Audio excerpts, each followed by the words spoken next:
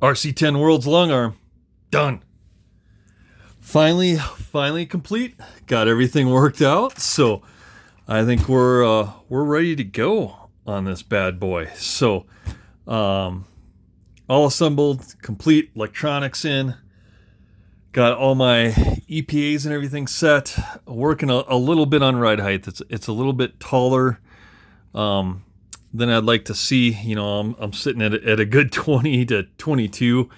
And that's mainly the front. The back I can obviously get down. I just kind of leveled it out for now. Plus, I mean, after a couple runs, this will settle in a little bit more. So I'll probably lose a millimeter or two once the shocks settle and everything and parts wear in. But if ride height's the only thing I got to worry about, I'm in pretty good shape. So fitted up our battery pack, our Hobbywing ESC. I am probably going to move this fan and do some kind of... I'm going to figure out some type of mount to blow back across the ESC, as basically the top brace covers most of that off anyway. Everything else, though, is in really good shape. So servo's adjusted. Everything's good there on that end. Reedy's Afters battery pack in there. FlySky radio receiver. I did leave kind of the back end open, so... Again, we are running an Octalock slipper assembly, so being able to run an Octalock pad, so we're running a 78 on this one with a Trinity lightweight aluminum pinion, which is a 27, using the J Concepts motor screws that hold down our Surplus Rocket V6 21.5 motor. So using that because that's the same motor that we have in our Fan RC Graphite. And to do a fair comparison, I wanted to make sure the electronics for the most part were identical. So the motor in the ESC and the battery are identical. The radio is identical. The only thing that's different is I have a Reedy servo in my Fan RC Graphite, and we have a ProTech high voltage super speed 130 SS. So, and I actually use this in my B5 as well. So my B5 has the exact same electronic setup, except that motor is a 21.5 R1 Works motor in that one. But yeah, it's complete. The steering seems to be fine. I've tested it a couple times and nothing's came loose or anything on that end. So I do have to break in the diff, and I do have to break in the transmission a little bit because it still has a little bit of a hitch in it, but, you know, servo is, for two-wheel drive, this is overkill. It's super fast. Runs pretty good. The motor, our Surplus Rocket V6 21.5 is just fine. So just got to run in the stealth transmission on this. I'll run in the diff, the slipper.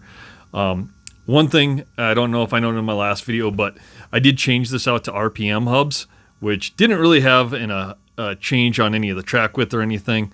All it really did was give you an extra mounting hole at the top, but you need to run a little bit longer turnbuckle, as if you use the very, very inner hole on the RPMs, you only have a little bit of thread in each turnbuckle. So I am going to find a little bit longer turnbuckles to be able to utilize that outside hole.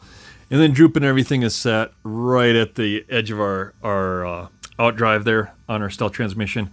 And again, using the 1.02s because that's what I ran on my Fan RC Graphite.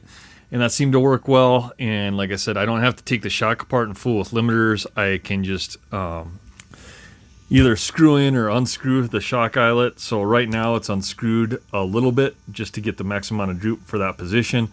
And in that way, if I move it in the inner hole, I can just screw that in to make sure that my CV is making good contact with the outdrive. But other than that, guys, we are complete with our long arm. So I'm pretty excited to see this out there, and everything seems to work well, and nothing's kind of just testing around. Nothing seemed to came loose or anything, so that looks good.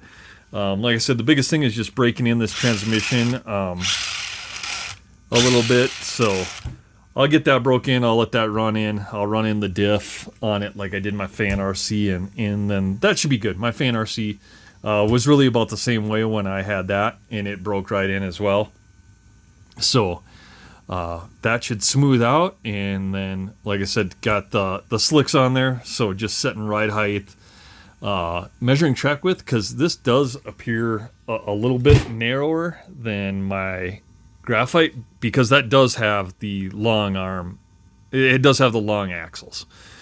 So I do have a set of long axles that I may put on this if I feel I want to change the track width, but I'm going to kind of just see how it works on track with the long arms and, you know, kind of the pivot distance now, having a little bit longer in there and see how that works. And if I feel I need to change the track width a little bit, I can use that as kind of a tuning aid and do that. So what I'll probably do is just set up a whole nother set so I can kind of quickly switch that out as easy as possible. But yeah, the journey with this one is over. So pretty excited to have this done. I am going to paint up another kind of race body to match my race scheme, because the associated vintage race that's coming to Las Vegas in October is something that I would like to attend. But looking through there, it doesn't look like this car qualifies. I'll have a whole nother video on that, because I've already picked the two cars I'm going to take, which is pretty much my Fan RC Graphite according to the rules. And then I am going to take my Yokomo 870C, because that qualifies for four-wheel drive from 87 to 88, and I feel would be the most competitive. Even though we're working on our Yokomo Works 91, which is in the background, which we'll have a video coming out here in the next day or two. That class also allows, I think it's, what was it, 90 to 93, so you can run like a 93 Works, 92 Special Edition, so that might outclass basically that, which is an updated 870C platform, where a 93 Works is totally different and newer, so that might be a little bit harder. But the bigger issue is really the motor turn, I think, is way off. I mean, they're specifying 13.5 for two-wheel drive and 10.5 for four-wheel drive, which is just not kind of what we're accustomed to racing these days. I mean, 13.5, 17.5 is custom for four-wheel drive, and, you know, two-wheel drive 17.5 is really, I think that's where it should be at. But that's a whole nother story for another day. I'll get into another video on that. So as far as our long arm, if you haven't seen my other videos, check those out. I'll walk you through the whole process. Like I said, all these parts are readily available. Couldn't have pulled this off without Go Fast Hobbies, as well as Dragon Punch for the chassis, Hobby Action out of Chandler. You know, we're big suppliers of parts and able to get that stuff, you know, to me relatively quickly. Like, I mean, we started this project not long ago, and it's fully built and done, and I'd be taking it to the track this weekend if it wasn't for Rumble in the Rockies, but we will get it out there. So another thanks to Factory Works for the arms, the inner mounts in the back. Like I said, super fast shipping allowed me to continue to work on this thing and iron stuff out. So it really, really did turn out fantastic. In fact, I think the guy that sold me this chassis kit on eBay messaged me and said, "Hey, is this you? I saw this on YouTube." And I was like, "Yep, that's me." And he sent me some pictures of some other builds. He's got some really cool builds, you know, as well. But another big thank you I want to separate out from everyone else really is Jason at RC10 Talk and the wealth of information he had. You know, if it wasn't for his videos, you know, Neo Vintage has some great videos and everything, but it's just, you know, music and kind of just overview of his cars. But, you know, Jason going in depth, and I've kind of copied his video style if you haven't noticed, you know, talking about all the little nuances that he's done, you know, and he's been vintage racing for a long, long time. I believe since Vintage Roar Nats in 2008, I think was his first car. If not, Jason, correct me in the comments below. But just, you know, and he built a new car every year. I mean, for that race, it seems like he didn't reuse anything. So he was building something new all the time.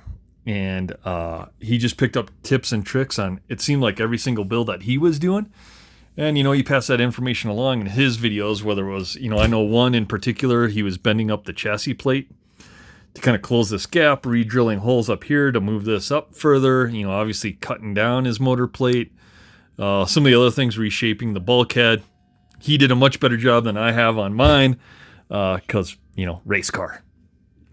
So he had a lot of cool things. He was cutting down like the bottoms of the arms on a standard and associated arm on there as well. And he figured out a lot of stuff for the vintage community as far as modernizing these things. And he did it the old school way, right? Like there wasn't re-releases when he was running Roar Nats. He was finding new old stock parts, Andes, whatever, RPM, graphing those onto cars, narrowing chassis. And we're very fortunate that we have companies like Dragon Punch and other companies out there, Factory Works, JC Racing, that are just making these parts now. And like I said, anyone you can literally go out and buy this car today.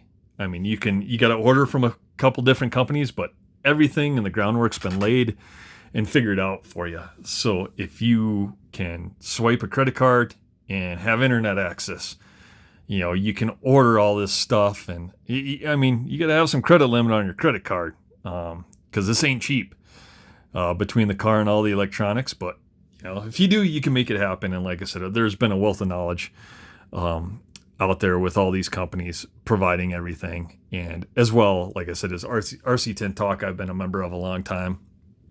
And the guys on there just detailed and everything they're going to. And I wanted to do a modern video because you can get all these parts readily, right? You don't have to fight over and pay, $100 for a set of front arms off eBay. You can race these things knowing that there's parts available. There's companies providing that support out there as well. And like I said, I couldn't ask for more for all the help from the companies that, like I said, I'm not sponsored. I mean, none of these guys know me from a hole in the wall, but Hobby Action, Go Fast Hobbies, shipping stuff out as fast as they did, kept this build on track and moving forward. And I still have a few things to touch up. I want to clean up some wiring a little bit now they got kind of set and in there.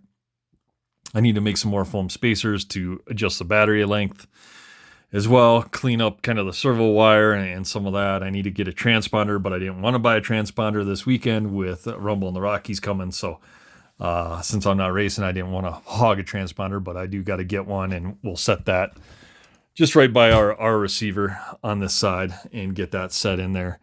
And man, we're in pretty good shape to go. So once we kind of break everything in, like I said, I think my plan for this is I am going to race my Fan RC Graphite and my Yokomo 870C here like next weekend after Rumble in the Rockies. And then the following weekend, I plan on racing this as well as hopefully R91 Works. And then that way it's a fair comparison, right? I can run both those on track, same layout, everything.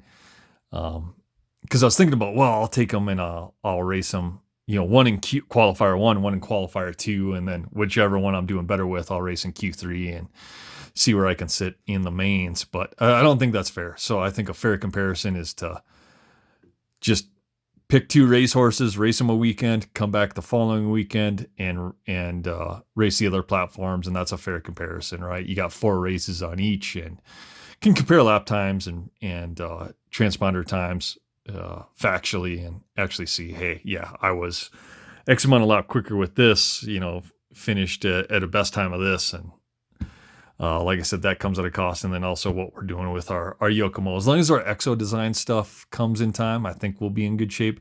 But I pretty much have that built up, and I should have a bunch of parts coming in on Thursday as far as the shocks and the turnbuckles. So I should be able to get all that complete. I do have most electronics, so we'll look for another video on the Yokomo 91 Works. But I wanted to bring this to a close as far as the long arm RC10 Part 5 build. And what I will do is I'll do some race updates and stuff on this thing as we get it out on the track and play with it a little bit. But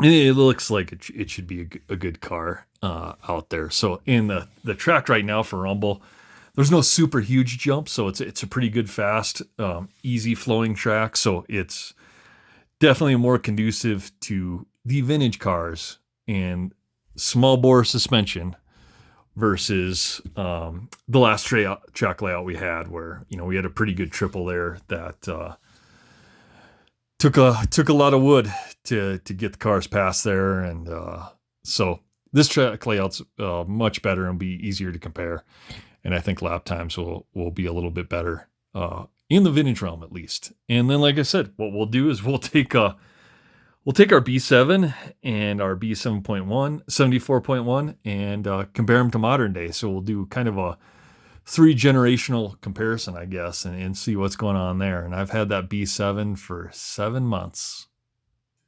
Has almost every R1 upgrade, and it's never been raced.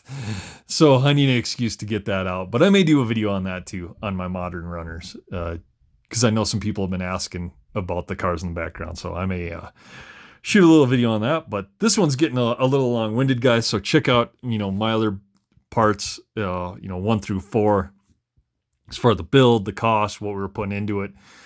And I just wanted to get this one out there and wrap it up. But yeah, guys, thanks again for everyone liking, subscribing, commenting. If you have any questions below, let me know. I will maybe come up with a build list. I had one in Excel, so maybe I'll put it in the description below as well. Even though kind of my video, I went through every little piece and part where you can get it from. Maybe just having a nice clean list where you can resource these parts would be a little bit better, and you can copy and paste and use that as kind of a guide on purchasing parts. And then there is no assembly manual, guys, so you are going to have to assemble this. And if you built an RC10, you're going to be fine. I mean, these things are pretty basic. So, stealth transmission, shocks, everything else just kind of bolts in. Once you get the nuances through there, you should be good. And then we'll get a little chassis protector on this. Get an Avid chassis protector, and thank them for sponsoring Rumble in the Rockies. But we'll get that on there, and like I said, probably get a new body painted up, and maybe different wing mounts. I may do like a Yokomo wing mount at the end or something like that. And I bought a couple of Avid wings that are sitting over there, so I got some flat bottom Avid wings I'd like to use. I'll put on this, and I got one for my 91 Works too, because I run those on both my Fan RC and my Yokomo 870. So to be fair, same electronics, same wings, same kind of suspensions, should be a fair comparison, and those videos will be coming out soon. But wanted to get this out, and again, thank you. Like, comment, subscribe, and look for the update on the Yokomo 91 Works coming out here in just the next day or two.